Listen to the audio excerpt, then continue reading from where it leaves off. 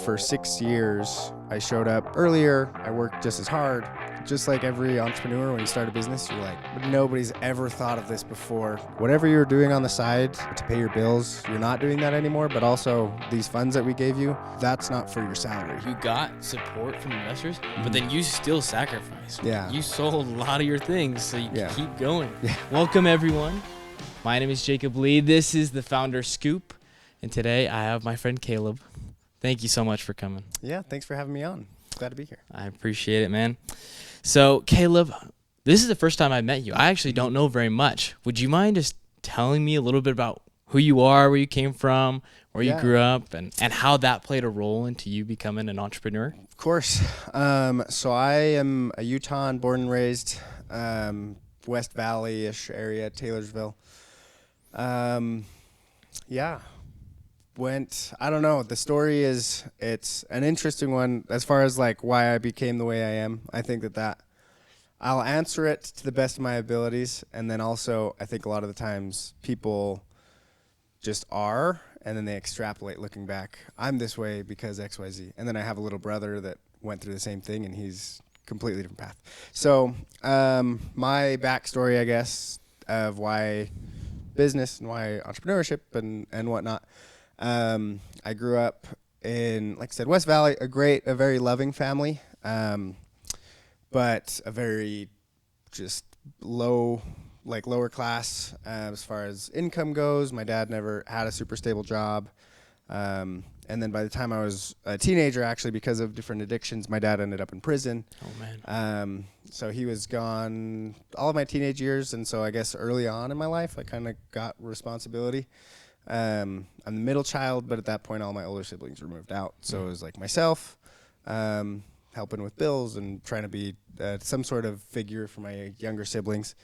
How many siblings do you have? I'm middle of 9. Wow, so that's a big family. Yeah. So that's kind of, I would say, as far as like why, growing up. And then my parents, when I was younger, before my dad went to jail, and even after my mom, they did a lot of MLMs, Amway, like if you have a name, they've tried it. Yeah. So there was a lot of there was a lot of benefit, I think, for that in me as a kid.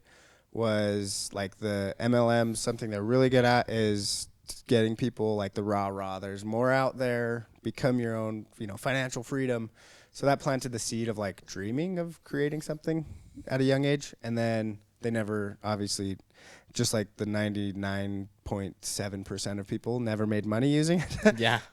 So that kind of made me want to actually create an outcome for just all of my family, for my kids, for my other siblings, for my wife's family, just be able to achieve financial freedom in a way that's not like just personally, but there's a lot of people in my life that I'd love to give them a glimpse of what financial freedom feels like. And so that's why that's what I'm chasing, I guess. Yeah.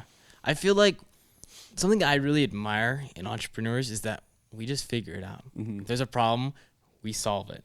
And so obviously your dad not being there, being in prison, that's a really tough situation. So I feel like it definitely was a call to action to you, and it definitely shaped you. Yeah, I think it does. Like I said, I think my opinion, obviously I believe that things shape people and childhood trauma and blah, blah.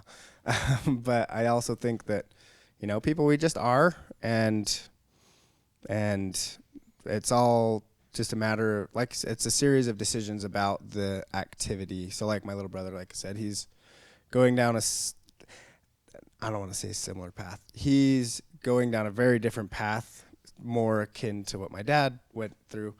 And we went through the same thing. So I think it's just a matter of just surrounding yourself with people. When everything happened, I surrounded myself with good people. There's no bad people. I surrounded myself with people that had similar values and that were like a ecclesiastical leader at the time. He had his own welding business. Some other friends, they had like lawn care businesses. So just making yourself closer to the people you want to be, and then he went the other route. So I think more than the circumstance, I think it was the people because of the circumstance that I decided to affiliate with. So So you mentioned you had 2 mentors there. Were there Yeah. any other people in the community that were kind of examples that inspired you? Yeah. So as you can imagine, with father issues, a young man quickly like asks for other father figures. I was really big into sports, football from like 6th grade through high school. Did volleyball. I did rugby. Any sort of like male figure, like my football coaches, played a huge role about working hard. I think like the tenacity that it takes to start a business started then, because I was not a big dude. I think going into 9th grade, I was like 5 foot nothing. And it wasn't until my senior year. So basically, for 6 years, I showed up earlier. I worked just as hard, sometimes say later than my friends that genetically they got bigger faster, but I just stuck with it. And it was my 6th year of football, my senior year, I finally got my first touchdown. Hey, and like I nice stuck job. around, So I think that goes into kind of the grit of it all, and that was really instilled by the mentors of the football coach. Like just show up and work, and eventually you'll get your shot. And so I think that translates really well into life. That's cool. So since you played football, did you hope to get like a scholarship and continue your education? I said I did. So I had buddies that got scholarships, and I was like, I'm going to walk on with you. And then I went to serve an LDS mission, and I got home. And kind of the timeline starting this business, I went to 1 semester of Western Governors online. Just certain that I would crush it because of all the habits that I learned as a missionary. And then barely made it through that semester. And the end of that year, I started what became Helperly. So I say yes, like I wanted to go on, but I think it was just like everybody, like you have the social norms of like, I'm going to go to college and get a degree. And like, I'd say that, but really I knew that I wanted to start a business, and I knew that, I never would be able to reach the level of the financial freedom for my family. Like, you can reach personal financial freedom, I think, with a job. But like generational, impacting hundreds of people, financial freedom, I knew would come through a business. So that ultimately was always my plan. Like, I was the youngest that you could become a member in the MLM, the flavor of the month. Just kidding. The MLM of the time was 16. So that's when I guess started my first business. That's what they liked you to think. But so I started that, and I started pitching my friends and getting in, and so I always knew that I wanted to. That's cool. Yeah. So, right, you joined that MLM. Did you do anything in between that and starting school and then Helperly? No, I really plugged into their self-development stuff. So all their courses, like I said, kind of the rah-rah, there's more out there, financial freedom. Those seminars were great for me. Graduated high school, and then I had a job until I left on my mission, got home, so the timeline of starting Helperly, I got home from my mission, and then it was by the end of that year, I got home in February, and I had filed the LLC and ready to operate by November. For Helperly? For Helperly, Okay. yeah. That makes sense. Yep. All right, so then what is Helperly? Helperly, it has 2 sides. Just like every entrepreneur, when you start a business, you're like, this is genius. Nobody's ever thought of this. And then you quickly realize it's just a variation of something. There's something that's out there similar. And then that's where the innovation comes in. But Helperly, the service side of the business is a in-home senior care company. So we have helpers, caregivers that we, through their insurance, and then also private pay of clients, send these younger caregivers based off of personality to meet with seniors, older adults, to help with, help around the house with cleaning, giving them rides. Companionship is a huge one, just somebody to share their experiences with them. And that's kind of the core. And then we have a fun tool that we launched, a platform just this year. And what that is, Helperly Connect. It's a place where older adults can come and learn new things. So totally for free. So piano classes, guitar, Spanish, book clubs, just a space with the really, really simple UX. So seniors can come and connect with other seniors. And again, kind of fighting that loneliness that comes with getting older. So that's awesome. Yeah. So you started this, what year was that exactly? The LLC was the end of 2020, and then I got my first, kind of the path. The first client was January of 2021. So 11 months after getting home from my mission.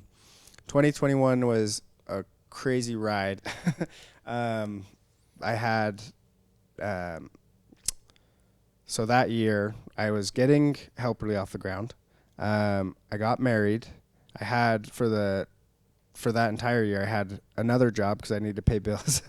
And then a lot of times the second job, we had our first kid and my dad passed away. So 2021 was like, we were in business, but it was just like, it was one thing after the other. Yeah, just keeping it alive. So I think, end of 2021, we grossed like $20,000 or something that year. Nothing crazy.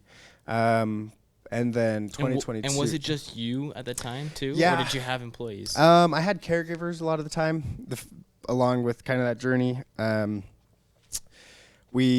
knew I could bill insurance, but I hadn't figured it out yet. So I'd be working with people that had the insurance that we could work with. And then my $25 an hour job, I was actually paying the caregivers for going to the visit because we hadn't been paid for it yet. Oh, man. So we did have caregivers, but that was kind of the extent of the staff at that time. Okay, that makes sense. So, yeah. Yeah. So what inspired this whole idea? Going back to being a middle child of 9, my mom is the second of 10, and my dad is the third of 9. And so I have literally hundreds of cousins between the two sides. And so growing up, what was normal was grandma and grandpa having 30 descendants within 30 minutes that could come over and help with cleaning and doing the yard. Like, that's how I paid for Little League football at like $1 an hour, was mowing and doing dishes and stuff. And then COVID hit, and there was just a lot of stories of people in assisted livings being separated, or because it impacted older adults so much that they were just really lonely. But it didn't impact my grandparents the same way because of that support system. So kind of the see a need, fill a need type of thing.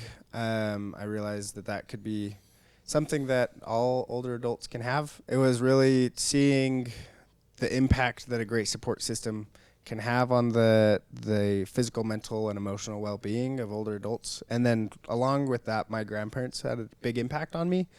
And I truly believe that they are the golden generation. Like, everybody has the jokes like, okay, boomer.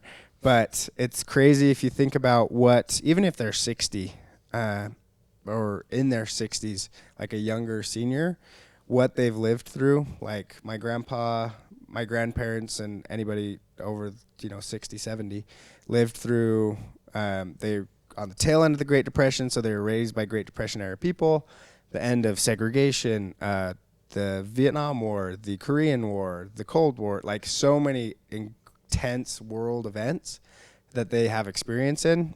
And I really believe that every senior has and is living an incredible life. And it was sad to me that so many people forget that.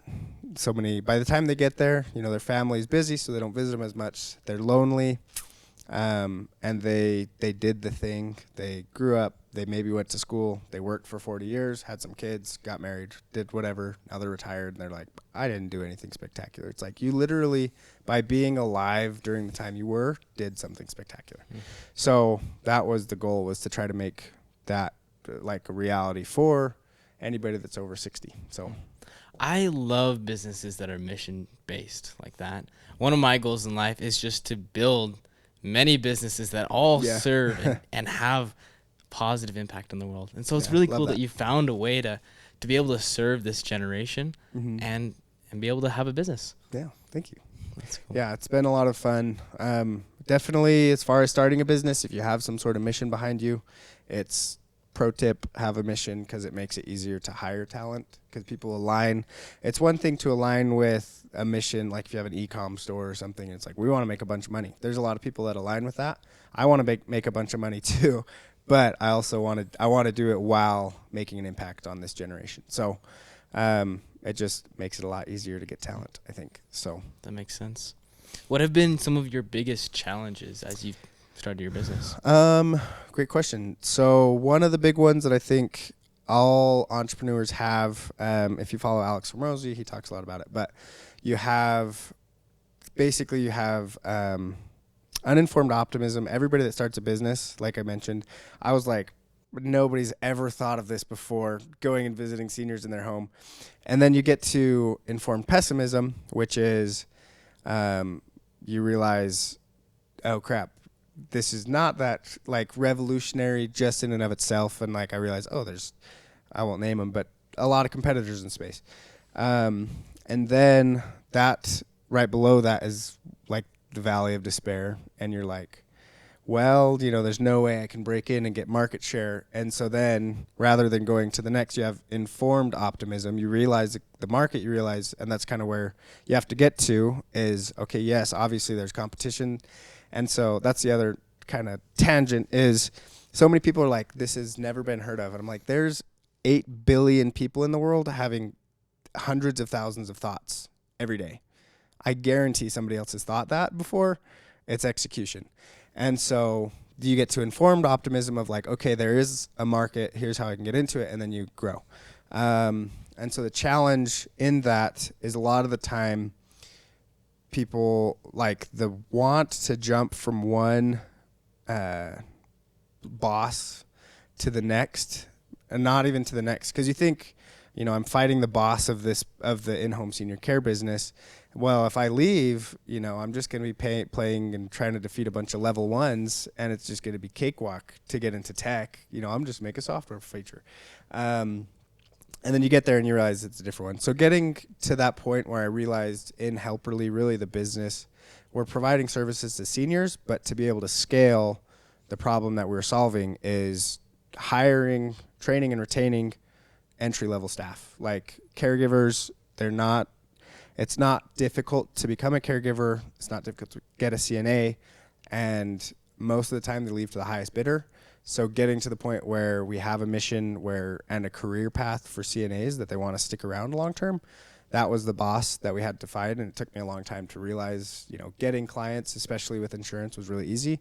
It was getting the fulfillment that was the hard part. That was a struggle. And I think the faster you can step back, even in software, we have with the software feature now or product, the thought was, we're in, hiring, training, and retaining staff. So one of the things we do is we have hosts, guitar teachers, piano teachers, and that was super easy. Getting hosts that were excited to teach seniors and get paid for it. Like, are you kidding me? We bring them to you. Like, you don't have to worry. That was easy. And now I'm realizing with product, 100% the business that we're in is user experience. If we can make it an amazing product in and of itself, selling it is easy. Getting people that want to be a part of it is easy. So that was a challenge. And then just getting to the point where you have cash flow enough to not wear all the hats was also really hard. I think that's where the grit comes in, is like a 0 to 1, is get to the point where you can have somebody on your team and pay them to be there. That was a huge unlock because now we've grown like 40% this quarter, and I didn't get any of the clients. I haven't done any of the scheduling. Like, it's just growing. It's cool. So those are the two big ones, I think, is be in the right business and then just grit your teeth and GSD, if you know what that means, until you get to the point where you can get supportive staff. So that makes sense. Yeah. So when you started this company, did you have a lot of funding? No. How did you get it off the ground? Great question. So January of 21 until July of 2022. So those 18 months, it was just like, well, I'm going to freaking figure out how to make this work. And there was a lot of, consider myself really lucky. At that point, we had gotten to the point, like I said, where we were doing, we were in the 5 figures. I can't remember exactly. It was, I think it was hundreds of thousands per year, but we were doing tens of thousands. And at that point, I was able to go and approach some angel investors. And again, feel really lucky with the people that I was, just through networking, was introduced to, that got behind me, got behind the vision. It wasn't like a crazy amount of money though. Like, I'm not Silicon Valley 20x on a pre-revenue. Like, it doesn't, those are crazy. It was just like enough to be like, okay, this is your thing full time. And even actually the angel investors were like, whatever you're doing on the side to make money, or to pay your bills, you're not doing that anymore. But also these funds that we gave you, that's not for your salary. He's like, that's to get new clients and to prove the business model. So the end of 2022, so from June, July-ish to the end of 2022, sold my cars. I had like some old jet skis. I did no mechanic work and stuff. So it became a different kind of game where I had some money to not play with, but to invest into the business. And then I had to prove the concept. Basically, I had to get into the multiple six figures of revenue if I wanted any sort of follow-on investment in any sort of business. So I think it's cool how you got support from investors, but then you still sacrificed. Yeah. Like, you sold a lot of your things so you could keep going. Yeah. That's impressive. Yeah. I think a lot of the times people take on investment money and they're like, sweet, I'm going to go pay myself. I'm going to give myself a CEO salary, and I'm going to hire my buddy that knows marketing because they're great, and I'm going to give him a CMO salary. Then you burn through it. And it's not like I'm without fault. So I got a second little round of funding at the end of 2022. Were those also angel investors? Angels again. And it's crazy how many startups and young founders especially think money equals hire people. It's like, no, we were making money and we had some sort of model built out, but it still was, I was like, oh, sweet, now I need an operations person. And I wanted to abdicate and not delegate. I was like, I'm going to hire this person that has all this operations experience. Completely wrong hire. I'm going to hire the salesperson. Completely wrong hire. But yeah, so it really was like, we got angel funds, but it was still a grind. It was a grind in a different way. And I think that's the way it should be. It's crazy to me. A lot of startups, they raise hundreds of thousands or millions of dollars with like $5 of revenue. And then they go and hire everybody, and then they just burn all this money. It's like, yeah, pay for your living expenses if you get a big enough investment round, but don't like all of a sudden decide, oh, I'm going to pay myself a 6-figure salary and that is going to make the business money. It's like, no, invest the money that was invested into the business, because then the payout later is actual revenue rather than burning the investment fund and with your 6-figure salary for 3 months, and then you're out of money and you don't have any business. So that was a big lesson that I learned as well along the way, is like how to use investment money. So that makes sense. So when did iHub come into the picture?